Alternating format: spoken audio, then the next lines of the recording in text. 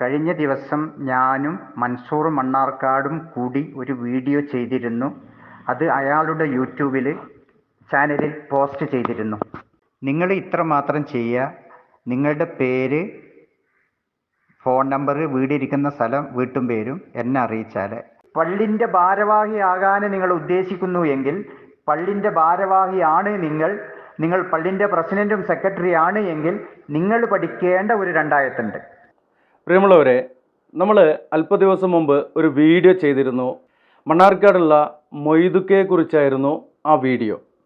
അതിലൂടെ അദ്ദേഹത്തിൻ്റെ നാട്ടിലുള്ള ഹയാ ഹൈപ്പർ മാർക്കറ്റ്, മണ്ണാർക്കാടും അതുപോലെ തന്നെ ശ്രീകൃഷ്ണപുരത്തും പ്രവർത്തിച്ചു കൊണ്ടിരിക്കുന്ന ഹയാ ഹൈപ്പർ മാർക്കറ്റ്, അതുപോലെ തന്നെ മിഡിൽ ഈസ്റ്റിൽ അദ്ദേഹത്തിനുള്ള സംരംഭങ്ങൾ എല്ലാം അദ്ദേഹം പറഞ്ഞിരുന്നു, വിശദീകരിച്ചല്ലെങ്കിൽ കൂടി. അതിനൊപ്പം തന്നെ അദ്ദേഹത്തെക്കുറിച്ച് നമ്മൾ പറഞ്ഞപ്പോൾ അദ്ദേഹം ഖുർആൻ ജീവിതത്തിലേക്ക് പകർത്തിയതിന് ശേഷം ജീവിതത്തിൽ ഒരുപാട് മാറ്റങ്ങളുണ്ടായ വ്യക്തിയാണ് എന്നുള്ളതൊക്കെ നമ്മളതിൽ പരാമർശിച്ചിട്ടുണ്ടായിരുന്നു.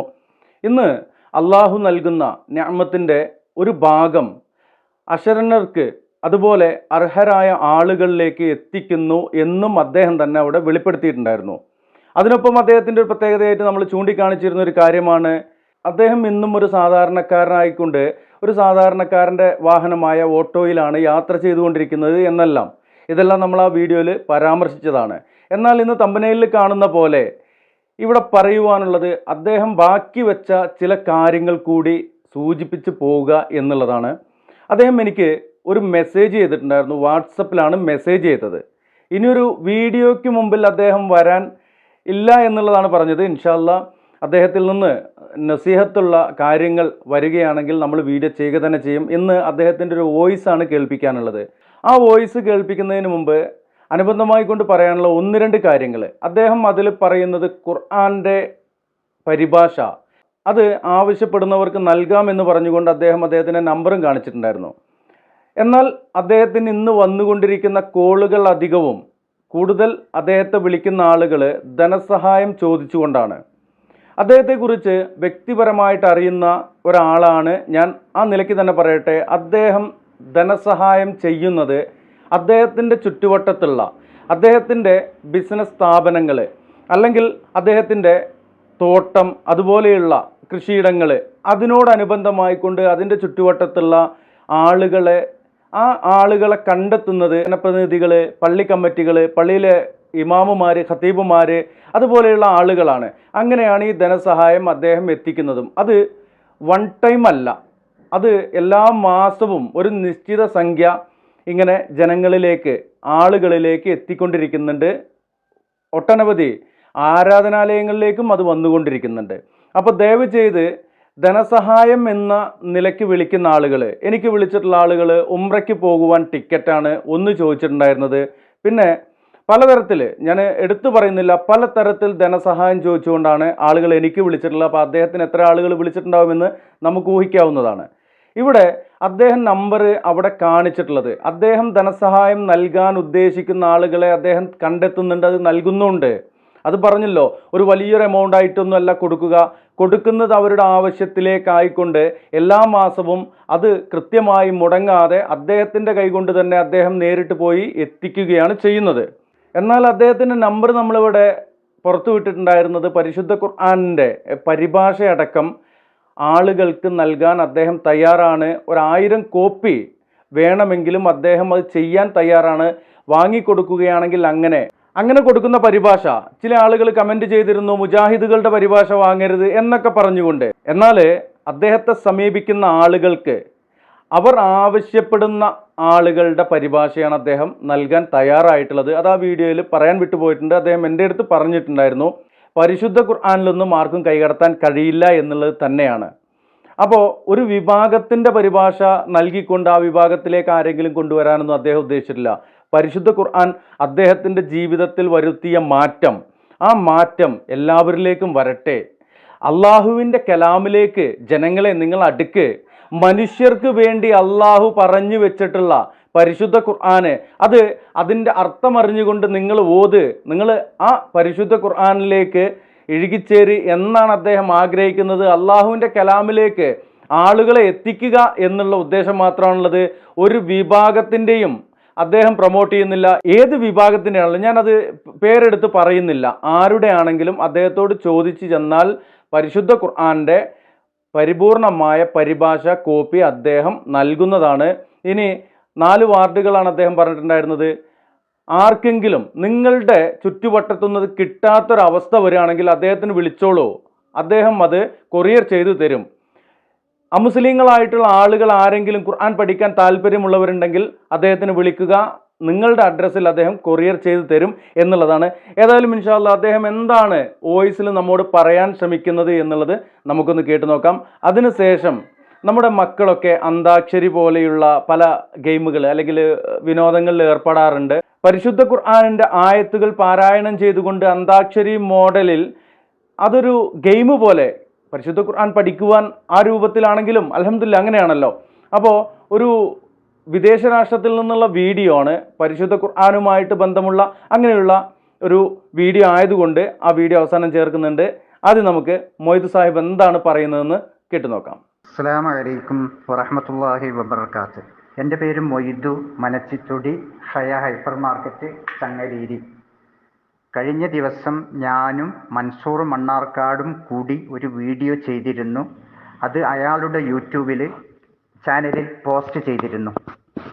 അതിൽ ഞാൻ പറഞ്ഞാൽ കുമരമ്പത്തൂർ പഞ്ചായത്തിലെ 9, 10, 11, 12 എന്ന വാർഡിലെ താമസക്കാർക്ക് 1000 കോപ്പി വരെ ഖുർആൻ മലയാള പരിഭാഷ, മുസാഹിഫിൻ്റെ മലയാള പരിഭാഷ വാങ്ങിച്ചു കൊടുക്കാമെന്ന് ഞാൻ പറഞ്ഞിരുന്നു. അതിലൊരു കൂട്ടിച്ചേർക്കലിന് വേണ്ടിയിട്ടാണ് ഞാൻ ഇങ്ങനെ ഒരു വോയിസ് ഇടുന്നത്. നിങ്ങൾ ഇത്ര മാത്രം ചെയ്യുക. നിങ്ങളുടെ പേര്, ഫോൺ നമ്പർ, വീടിരിക്കുന്ന സ്ഥലം, വീട്ടും പേരും എന്നെ അറിയിച്ചാൽ നിങ്ങൾക്ക് ആര് പരിഭാഷപ്പെടുത്തിയ മുസാഫാണ് വേണ്ടത് എന്ന് വിചാരിച്ചാൽ അതും എന്നെ അറിയിക്കുക. അതും ഞാൻ നിങ്ങൾക്ക് വാങ്ങിച്ചിട്ട് നിങ്ങളുടെ വീട്ടിലെത്തിച്ചു തരും ഇൻഷാ അല്ലാഹ്. ഈ മുസാഫ് വാങ്ങിച്ച് തരാമെന്ന് പറയാനുള്ള കാരണം എന്താണെന്ന് വെച്ചാൽ അടുത്ത ദിവസമായിട്ട് ഞാനിങ്ങനെ ഒരു അന്വേഷണത്തിലാണ്. എൻ്റെ പ്രായക്കാർ, എൻ്റെ കുടുംബങ്ങളിൽ എന്നേക്കാൾ പ്രായം കുറഞ്ഞ പലവരുമായിട്ടും ഞാൻ സ്വകാര്യ സംഭാഷണത്തിൽ ഇങ്ങനെ ചോദിക്കും. നമ്മൾ മുസ്ലിങ്ങളാണ്, പിന്നെ 5 വക്ത് നിസ്കരിക്കുന്നവരാണ്, 17 വട്ടം പാരായണം ചെയ്യുന്ന ഫാത്തിഹയിൽ എത്ര ആയത്താന്ന് ചോദിച്ചാൽ അതറിയില്ല. എന്താ പറഞ്ഞതെന്ന് ചോദിച്ചതിൽ ഭൂരിഭാഗം പേർക്കും അതറിയില്ല. അതുകൊണ്ട് അങ്ങനെ ഇരിക്കേണ്ട ഒരാവശ്യം ഇന്നില്ല. പിന്നെ ഇന്ന് എല്ലാ ഭാഷകളിലും അതിൻ്റെ പരിഭാഷ കിട്ടും. അത് പരിഭാഷ വായിച്ച് മനസ്സിലാക്കിയാൽ നമുക്ക് മുന്നോട്ട് പോകാൻ പറ്റും. ഏതുപോലെ, നമ്മളൊരു ബസ് സ്റ്റാൻഡിൽ ചെന്നു, ആ ബസ്സിൻ്റെ ബോർഡ് വായിക്കാൻ നമുക്കറിഞ്ഞില്ല എങ്കിൽ നമ്മൾ ബസ് പോയോ വന്നോ എന്ന് എത്ര ആളോട് അന്വേഷിക്കണം? അവിടെ നിൽക്കുമ്പോഴുള്ള ടെൻഷൻ വേറെയും. നമ്മൾ അല്ലാഹു സുബ്ഹാനഹു വ തആലയെ കണ്ടുമുട്ടേണ്ട ഒരു ദിവസമുണ്ട് എന്ന് നിങ്ങൾ ഓർത്തു എന്ന് വിചാരിച്ചാൽ ഇത് നിങ്ങൾക്ക് പഠിക്കാൻ കഴിയും. അപ്പോൾ ഈ 1000 കോപ്പി ഞാൻ വാങ്ങിക്കൊടുത്തിട്ട് എന്താ ഇപ്പോൾ ഇയാൾക്ക് നേട്ടം നിങ്ങൾ ചിന്തിക്കുന്നു എങ്കിൽ അവിടെയും ഞാൻ നിങ്ങളെ ഓർമ്മപ്പെടുത്തുന്നു. നമ്മുടെ നാട്ടിൽ നിന്ന് ഉംറക്കും ഹജ്ജിനും വേണ്ടിയിട്ട് പറഞ്ഞാൽ ധാരാളം പേര് പോകുന്നുണ്ട്. അവിടേക്ക് പോകണമെന്ന് ആഗ്രഹിക്കാത്ത മുസ്ലിങ്ങൾ ആരും ഇല്ലാത്താനും. അവിടെ നമ്മൾ ചെല്ലുമ്പോൾ അവിടെ ഒരു നേർച്ചപ്പെട്ടില്ല, ഒരു പിരിവുമില്ല. എന്നാൽ അവിടെ എന്തെങ്കിലും ഒരു അസൗകര്യങ്ങൾക്കുണ്ടോ? ഇല്ല. ഇനി അതേമാതിരി അവിടെ പറഞ്ഞാൽ കൈ താത്തിയിട്ട് നിസ്കരിക്കുന്ന പോലുണ്ട്, പുക്കളിൻ്റെ താഴെ കെട്ടി നിസ്കരിക്കുന്ന പോലുണ്ട്, പുക്കളിൻ്റെ മേലെ കെട്ടുന്ന പോലുണ്ട്, നെഞ്ചത്ത് കൈവച്ച് കെട്ടി നിസ്കരിക്കുന്നവരുണ്ട്. അവിടുത്തെ പറഞ്ഞാൽ എല്ലാ ചലനങ്ങളും ഒപ്പിയെടുക്കാനുള്ള ക്യാമറകളും അവിടെ ഉണ്ട്. അവിടുന്ന് ഇറങ്ങിപ്പോന്നപ്പോൾ നിങ്ങളോട് ആരെങ്കിലും ചോദിച്ചോ എന്താ അവിടെ കെട്ടി ഇവിടെ കെട്ടി എന്ന് ചോദിച്ചോ? ഇല്ല.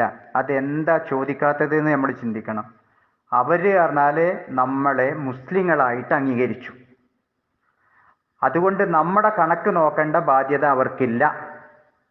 ഇവിടെ വരുന്നവർക്ക് സൗകര്യം ചെയ്തു കൊടുക്കുക എന്ന് അള്ളാഹുവിൻ്റെ നാമത്തിൽ അവർക്കുള്ള ബാധ്യതയായി അവർ തിരഞ്ഞെടുക്കുകയും ചെയ്തു. അതുകൊണ്ടാണ്. ഇനി ചില ഓർമ്മപ്പെടുത്തലുകൾ. പിന്നെ ഒന്ന്, അതായത് സൂറത്ത് അൽ ബഖറ 2-ാമത്തെ അധ്യായം 256-ാമത്തെ ആയത്തിന് മുസാഹിഫ് കിട്ടിയാൽ ആദ്യം നിങ്ങൾ പഠിക്കണം. അത് കഴിഞ്ഞ് പറഞ്ഞാൽ ഫാത്തിഹ സൂറത്ത് നിങ്ങളുടെ മനസ്സിൽ നിലനിൽക്കാതിരിക്കാനുള്ള കാരണം എന്താണ് എന്ന് അള്ളാഹുവും ഇബ്ലീസും കൂടി ഒരു കരാറ് ചെയ്ത ചില ആയത്തുകളുണ്ട്.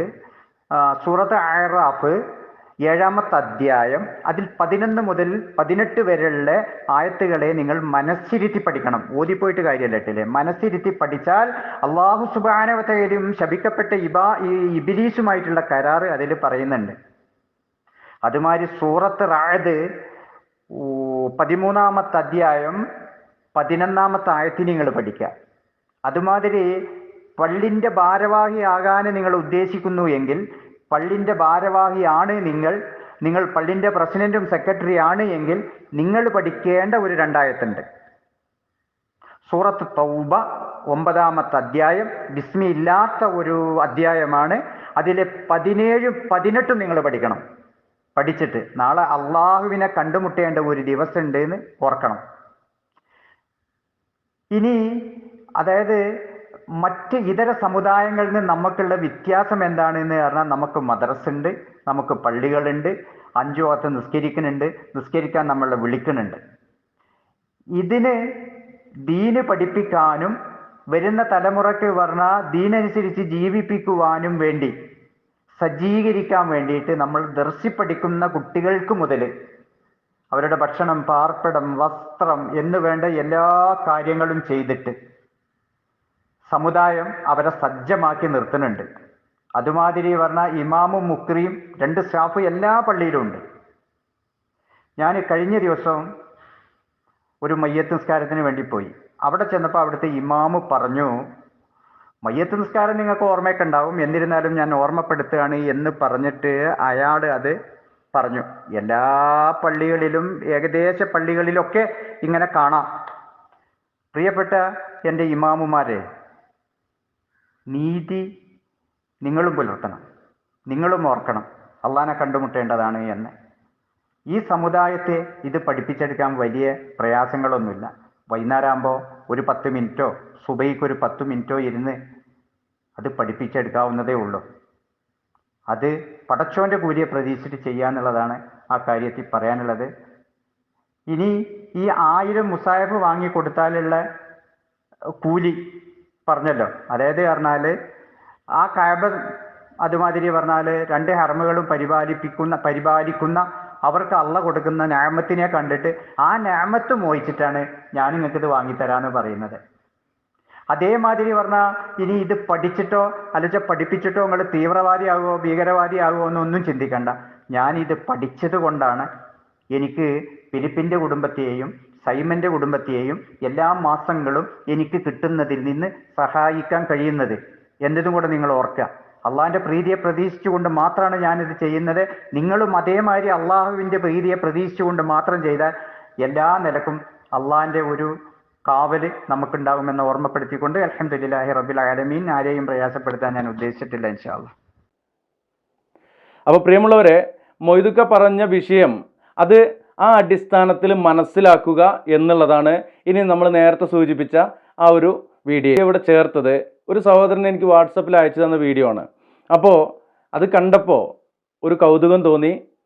ഇനി കാണാത്തവരാരെങ്കിലും ഉണ്ടെങ്കിൽ കാണട്ടെ. കുട്ടികൾക്ക് ഇതുപോലെ പരിശുദ്ധ ഖുർആൻ പഠിച്ചുകൊണ്ട് ഇതുപോലെ പാരായണം ചെയ്യുവാനൊക്കെ കഴിയുന്നുവെങ്കിൽ അൽഹംദുലില്ലാഹ് റാഹത്ത്. ഇൻഷാ അല്ലാഹ് ഈ വീഡിയോ പറയാൻ ഉദ്ദേശിച്ചിട്ടുള്ളത് മൊയ്തുക്കാനെ സംബന്ധിച്ചുകൊണ്ടുള്ള കാര്യങ്ങളായിരുന്നു. മൊയ്തുക്ക പറഞ്ഞ ആ വാക്കുകൾ നിങ്ങൾക്ക് മുമ്പിൽ സമർപ്പിച്ചിട്ടുണ്ട്. ഇൻഷാ അല്ലാഹ് അദ്ദേഹത്തിന് വിളിക്കുന്ന ആളുകൾ പരിശുദ്ധ ഖുർആൻ എന്നുള്ള ആ ഒരു കാര്യം വെച്ചുകൊണ്ട് വിളിക്കുക. അതുപോലെ മറ്റൊരു കാര്യം കൂടി സൂചിപ്പിക്കുവാനുള്ളത്, എന്നോട് പല ആളുകളും ചോദിക്കാറുണ്ടല്ലോ, നീ ഏതാ വകുപ്പ്, നീ വഹാബിയാണോ, നീ മുജാഹിദാണോ എന്നുള്ളത്.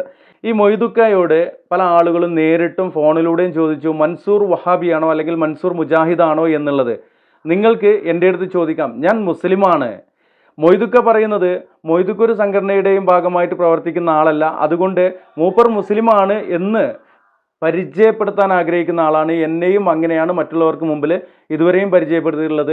ഞാൻ ആദ്യം മുതലേ പറയുന്നുണ്ട്, ഞാൻ EK അല്ല, AP അല്ല, മുജാഹിദല്ല, ജമാഅത്തല്ല, ഇങ്ങനെ പറയുന്നത് അള്ളാന്റെ ഹബീബ് സല്ലല്ലാഹു അലൈഹി വസല്ലമ സ്വർഗത്തിന്റെ അവകാശികൾ എന്ന് പറഞ്ഞ് പരിചയപ്പെടുത്തിയ ഫിർഖത്തുൻ നാജിയ ഉണ്ടല്ലോ, അള്ളാഹുവിന്റെ ഹബീബ് സല്ലല്ലാഹു അലൈഹി വസല്ലമയുടെ കാലത്ത് ആ നിലപാടുകളുമായിട്ട് നിലകൊണ്ട റസൂലുള്ളാഹി സ്വല്ലല്ലാഹു അലൈഹി വസല്ലമയും സഹാബത്തും അന്നേ ദിവസം നിലകൊണ്ട ആ ചര്യയിലേക്ക് അതിലേക്ക് പോകുവാൻ ആഗ്രഹിക്കുന്ന ഒരു സംഘടനയുടെയും വക്താവല്ലാത്ത ഒരാളാണ്. ദയവ് ചെയ്ത് ഇനിയും ആരും ഇങ്ങനെ ഒരു ചോദ്യം ചോദിക്കേണ്ടതില്ല. അള്ളാന്റെ റസൂല് പഠിപ്പിച്ചു തന്ന ദീനുൽ ഇസ്ലാം, അതാണ് എൻ്റെ വിശ്വാസം.